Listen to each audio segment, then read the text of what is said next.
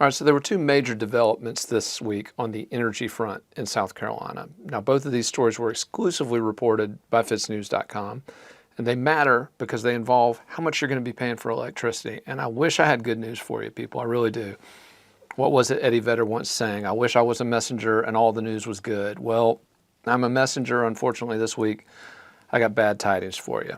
Here's the first problem. So last year, the state of North Carolina passed a bill that basically allows Duke Energy to bill ratepayers for the cost of its own bad decisions. It's a terrible bill, but basically it allows Duke to recover more than $5 billion of stranded assets from its gas infrastructure and pass that bill on to North Carolina ratepayers, who, by the way, weren't the idiots who made the decisions Duke did to put them in this hole. That was Duke. But instead of paying the price for it, Duke is going to make North Carolinians pay the price for it. Now, an interesting thing happened last month.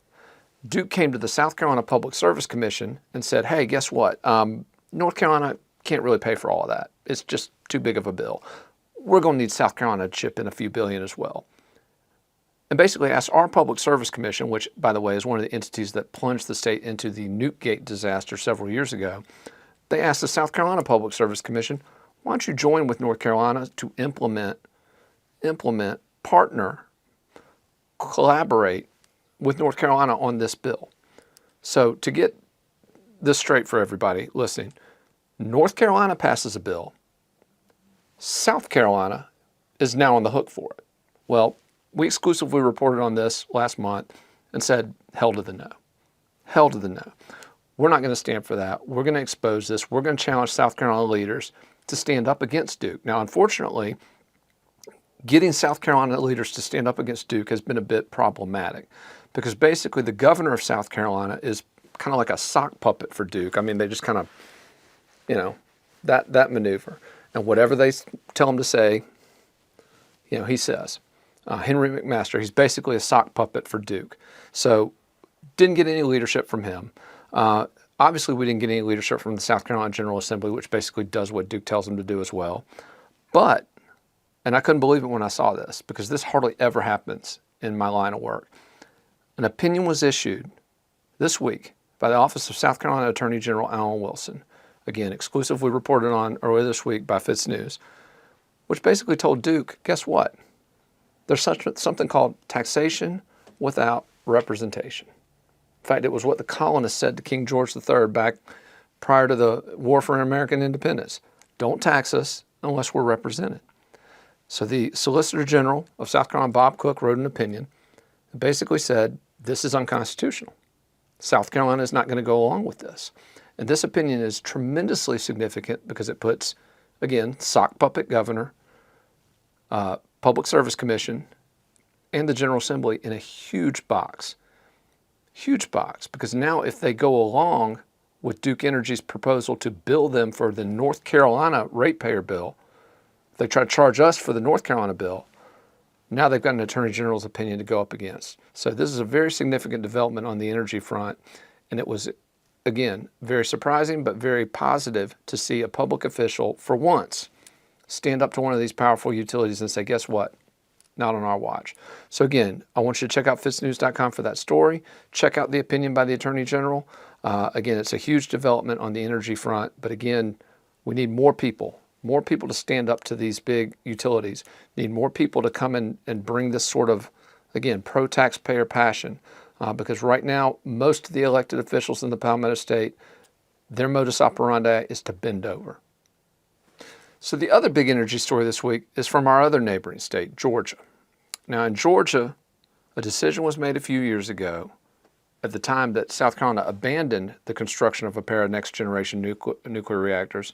Georgia decided, guess what, we're going to go forward with them. Both states were building the same two reactors. These are Westinghouse AP1000 pressurized water reactors. They're kind of the next generation of nuclear power. Supposed to be safer, supposed to be more efficient, churning out more power, more environmentally friendly, less gears, less hydration. Supposed to be a efficient deal, right? Well, here's the problem. Only one country's been able to build them, China. China's got 6 of them up and running. We tried to build 2 of them here in South Carolina, and epic fail. In fact, not only was it an epic fail, $10 billion fail and counting. and counting. Now, Georgia decided, well, guess what? We're going to go ahead and build ours. So at Plant Vogtle, which is right across the Savannah River, Burke County, Georgia, they've got a pair of these reactors that are under construction. Now, they were supposed to be operational back in 2017 and 2018. Well, obviously, they weren't. So the latest timetable says, oh, well, how about 2022, 2023? That sounds good, right? Well, this week, a report was released which revealed that the reactors are another year behind schedule and are going to cost more than $34 billion. Okay, so another year behind schedule, and they cost basically 3 times what they were supposed to cost originally. Now, you're probably thinking, why does this matter to me? I live in South Carolina, right? I don't care what happens in Georgia. Okay, and that's I can see how you would think that, but here's the deal. South Carolina's government-run utility, and again, why the hell do we have a government running a utility, a power company? No idea. No idea. Don't know why we have government running a port or running a hospital. They don't do either of them well, any of them well. But anyway, South Carolina's government-run utility, Santee Cooper, desperately needs power from this Georgia facility. In fact, this is the last place that it can get power if it hopes to have any chance of meeting its reform goals. And what I mean by that is Santee Cooper is one of the companies that put South Carolina in that $10 billion hole we talked about earlier. In fact, Santee Cooper is continuing to rack up debt as we speak, because its economics are simply unsustainable. And not only Santee Cooper customers I'm talking about here, Santee Cooper provides power to all of the electric cooperatives in South Carolina. So if you get your power from an electric cooperative, this issue matters to you.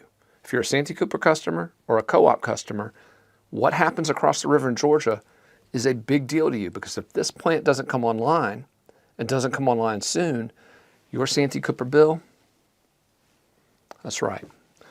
Wish I had better news for you folks, but the problems in Georgia are coming across the river.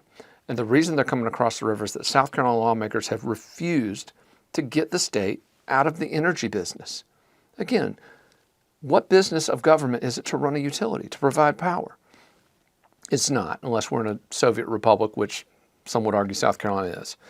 But keep an eye on this issue, because FITSNews reported exclusively on some of the problems at Vogtle earlier this month. And again, just this week, a report came out which validated everything we wrote. So again, for the latest on energy issues in South Carolina, energy industry issues, come to FITSNews.com. We've got you covered.